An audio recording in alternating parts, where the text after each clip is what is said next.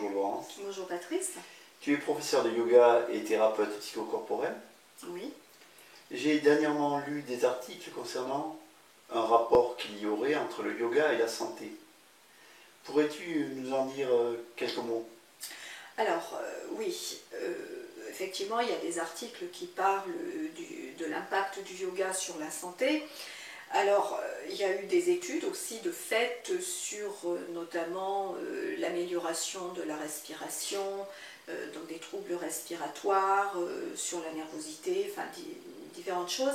Alors, d'abord, bien préciser que s'il y a des troubles de santé, il faut d'abord consulter les thérapeutes appropriés, le médecin, etc. Et pas se dire le yoga va tout résoudre. Mais effectivement, le yoga va permettre en tout cas de se sentir mieux, de conserver une vitalité et d'équilibrer donc ce qu'on appelle, de rétablir l'homéostasie du corps, donc d'équilibrer les grands systèmes, puisque le yoga va avoir un impact au niveau physique, au niveau mental, donc par le travail sur les pensées, les émotions, et bien sûr sur la respiration. Donc automatiquement, on va avoir un équilibre qui va s'instaurer et qui fait que petit à petit, si on pratique de manière régulière, si on le fait dans la durée, eh bien, on va voir des petits troubles, donc surtout ce qui va être ce qu'on appelle fonctionnel, qui vont régresser, qui vont diminuer, on va se sentir beaucoup mieux. Voilà. Bien. Tu viens de nous parler de l'impact sur la respiration, sur la nervosité. Est-ce que ça améliore la qualité du sommeil? Alors, oui, on va remarquer aussi, beaucoup de personnes qui pratiquent le yoga s'aperçoivent qu'elles dorment mieux. Parce que le yoga travaille, toutes les postures travaillent beaucoup au niveau du dos. Or, au niveau du dos, on a ce qu'on appelle le système nerveux, notamment le système nerveux parasympathique, qui est celui qui permet, si vous voulez, d'être plus calme, voilà, de calmer, d'apaiser.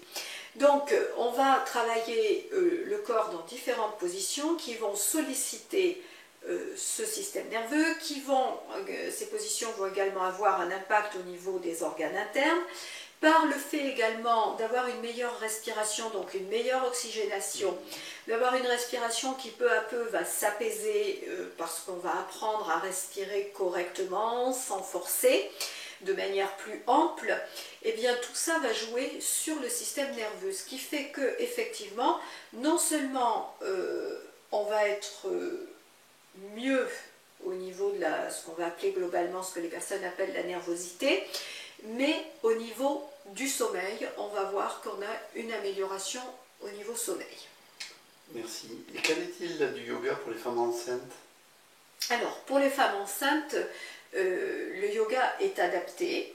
En revanche, pas n'importe comment, c'est-à-dire que si vous êtes enceinte, n'allez pas pratiquer dans un cours tout public. Dès que vous êtes enceinte, que vous le savez, surtout dites-le à votre professeur, parce qu'il y a des postures qui sont contre-indiquées. Alors, dans l'idéal, le travail pour les femmes enceintes se fait soit en individuel, soit en tout petit groupe, où les personnes vont faire des respirations appropriées au stade de la grossesse, vont également pratiquer des postures qui sont appropriées au stade de la grossesse, parce qu'il est bien évident qu'une femme qui est enceinte de 3 mois ne va pas faire du tout les mêmes postures que celle qui est enceinte de 8 mois.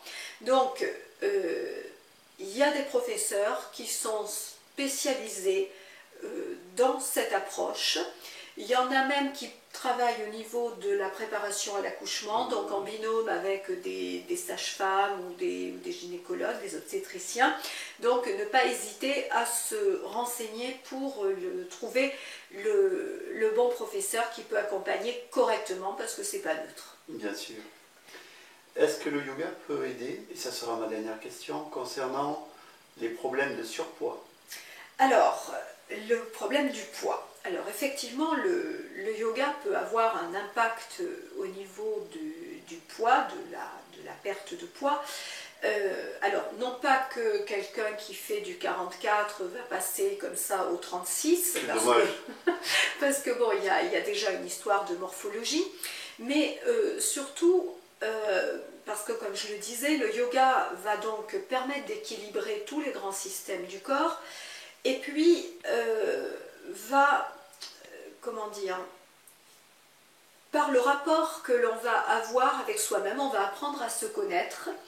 Donc on va changer notre rapport à nous-mêmes, le rapport à notre corps, souvent le rapport à l'alimentation. Alors, c'est pas que le professeur va dire il faut manger ça ou pas manger ça, c'est pas ça, c'est que soi-même on va se rendre compte parfois qu'on mange trop, qu'on grignote. Si on grignote, c'est parce qu'on est nerveux. Donc le fait d'être moins nerveux, eh ben, on va moins grignoter. Donc de moins grignoter, on va perdre du poids. Donc ça, c'est au niveau, j'ai envie de dire, d'une hygiène de vie qui va s'équilibrer. Et ensuite, les postures vont travailler le corps dans son ensemble. Ce qui fait qu'il va y avoir un impact au niveau de la tonicité du corps. Et le yoga a vraiment un impact sur l'affinement de la silhouette. Moi, c'est quelque chose que j'ai vu de manière flagrante lorsque, par exemple, je vais faire des stages où on pratique pendant une semaine, donc on a plusieurs heures par jour. Eh bien, on voit vraiment une différence au niveau du corps. Et moi, je le vois également avec les personnes que j'accompagne, lorsqu'elles pratiquent donc entre le début de l'année et la fin de l'année, donc si elles sont venues très régulièrement, elles voient vraiment, donc au-delà de la souplesse, elles se sentent mieux dans leur corps, au-delà des douleurs aussi qui diminuent parce qu'elles apprennent à se positionner correctement au niveau du dos, eh bien, elles voient qu'elles sont mieux dans leur corps, elles s'affinent, elles ont plus de tonicité, et puis donc elles changent leur rapport à l'alimentation. Vous voyez, c'est quelque chose qui est global.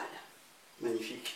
Est-ce que l'on peut dire d'une manière générale que le yoga participe à la prévention en santé?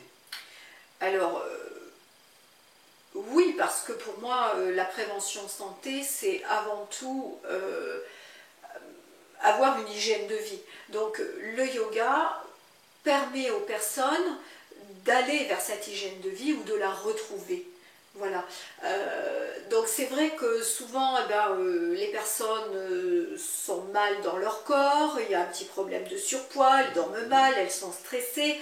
Elles n'ont pas forcément conscience qu'en modifiant des petites habitudes alimentaires, des petites habitudes de vie, elles peuvent avoir une qualité de vie différente. Le yoga va permettre de se poser, va permettre d'avoir un nouveau rapport à son corps, un nouveau rapport à soi, de comprendre ce qui se passe au niveau des pensées, des émotions, donc d'apaiser tout ça, ce qui fait que automatiquement elles vont être mieux. Donc ça, c'est quand même un plus.